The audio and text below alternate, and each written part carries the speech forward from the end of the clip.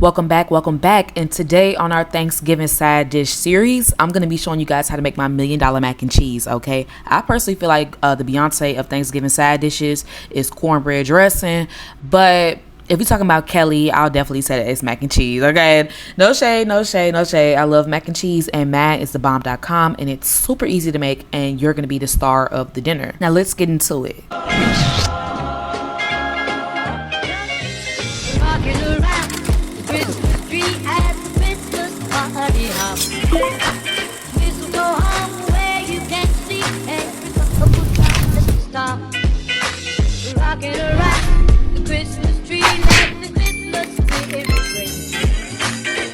First step is going to be shredding our cheeses. I'm going to show you the cheeses that I'm using and a little contraption in the back.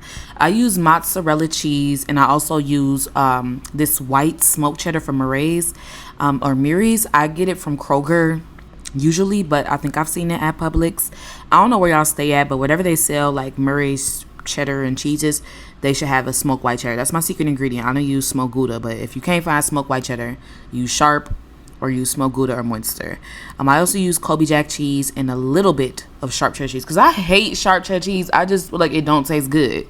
It just if you only use one type of cheese and that one type of cheese happen to be sharp cheddar, I'm not eating your mac and cheese because it's just so bitter and it's nasty. Like why the mac and cheese tastes like lemonade, limeade. Anyways, so I did not feel like shredding my cheese by hand.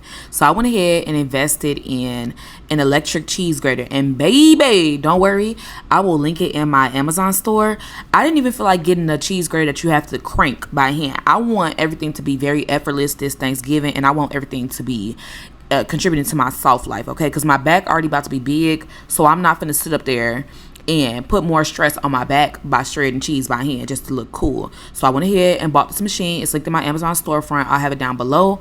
And it just shredded all my cheese for me in literally seconds. I will say that it is a little bit loud, but that ain't no problem because once again, the only thing that was gonna be loud is me getting up from that chair because my bones and my joints and my back was gonna be cracking.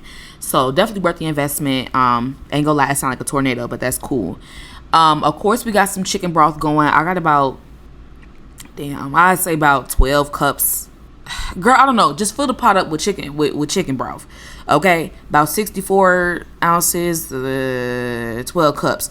Bring it up to a boil, and then we're going to go in with about, I have the measurements down below. God, dog, I can't do this. And then I'm going to add in my macaroni elbow noodles and cook those according to package instructions. It usually takes about 8 to 10 minutes to get it nice and al dente.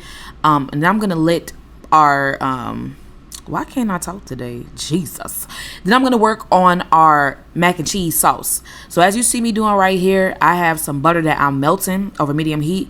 I'm going to go in with some flour, all-purpose flour. If you use cake flour, I don't know what's going to happen. Just use all-purpose flour. So I'm trying to experiment on Thanksgiving, okay?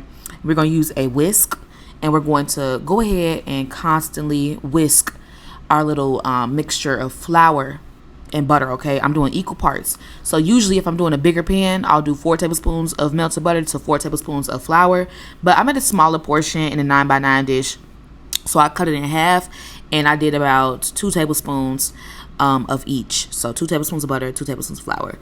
We're gonna cook that down and get the flour taste out because yes, flour is raw. Surprise. And then I went in with some heavy cream that I had at room temperature, or you could either steep it, as in allowing it to simmer but not quite letting it get to a boil. You either want some hot heavy cream or you want some room temperature heavy cream. If you do cold, I don't think it's going to burn the house down, but it's probably going to be a little bit lumpier than you would like. So go ahead and make sure it's room temperature heavy cream or half and half.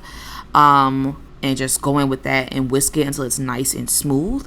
And once you still have it on medium heat, go ahead and reduce it to medium low a little bit so we don't break our sauce. And it's going to start bubbling and looking like this. Why? Because our sauce is starting to thicken.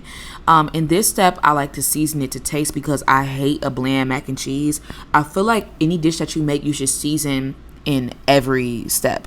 That's just personally how I feel. And I do want to put out there that I usually make my mac and cheese with a little bit of sour cream, or I'll also go in with a tempered egg. But in this recipe for this year, I didn't use egg, but I do feel like egg going mac and cheese. So don't get it twisted. I feel like it do, and if it don't, then cool. If it don't apply, then let it fly. All I'm seasoning are bechamel sauce, which is this white sauce that we made. I'm going in with some Creole seasoning. That's my version of Creole seasoning, my recipe that's not out yet. I also went in with some onion powder, garlic powder, little bit of salt, pepper, white pepper, and yellow mustard. Stirred all that together until it got a little bit of color, and just taste during this step, because this is going to be like the foundation of what your mac and cheese tastes like. Our chicken broth is going to add some seasoning to it, so don't go too overboard with the salt, but definitely make sure that the most flavor is going to be in your mac and cheese sauce, because the cheeses that we just shredded already have sodium in it. They already have salt, so we want everything to be balanced. So just taste this on your finger gradually. It should be nice and seasoned and have a nice little color. So as you can see, I'm just adjusting the Creole seasoning amount because I felt like mamas need a little bit of a pick-me-up. So yeah, I'm just whisking that, taking my time. I have my heat on medium-low. Then I'm going to cut the heat, or at least put it on low. And that's when I'm going to add in my cheeses. Okay, so I'm adding it in increments.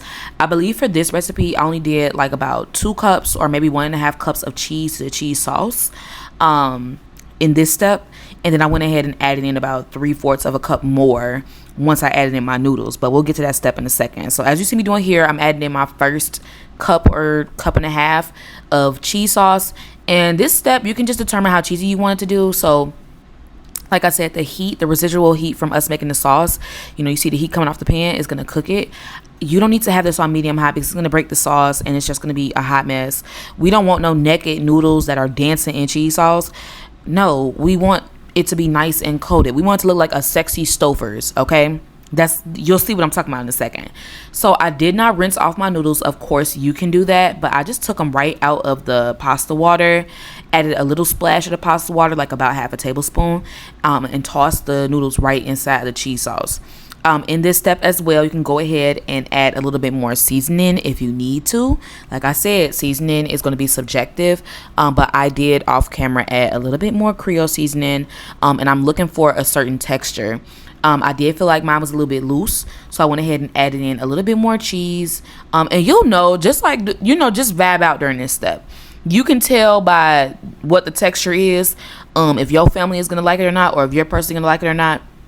I just feel like go off of what your personal preference is. I just don't like mac and cheese that's too loose. And I do like the stability that an egg gives mac and cheese.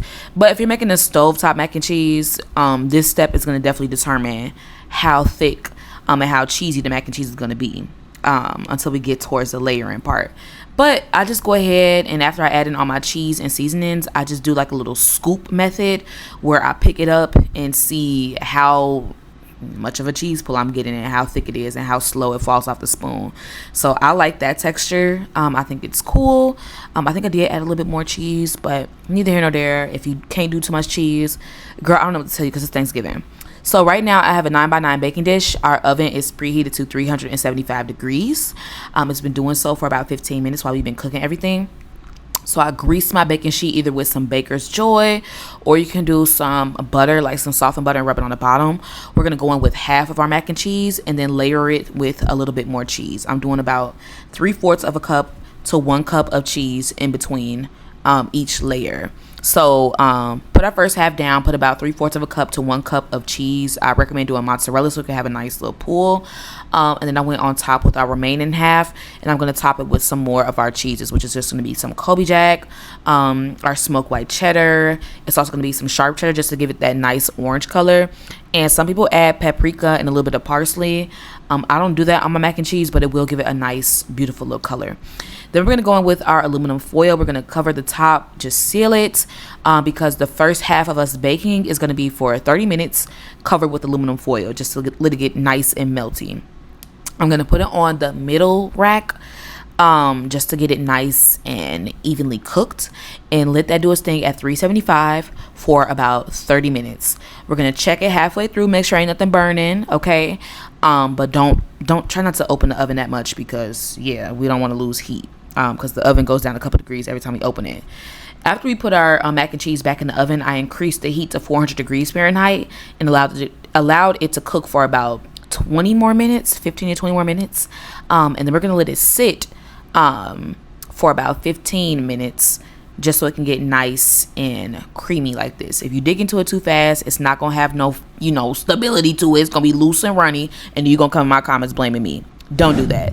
But yes, this is my $1 million mac and cheese. It's so yummy. It's smoky. It's delicious. It's my go-to recipe that I've been using for years.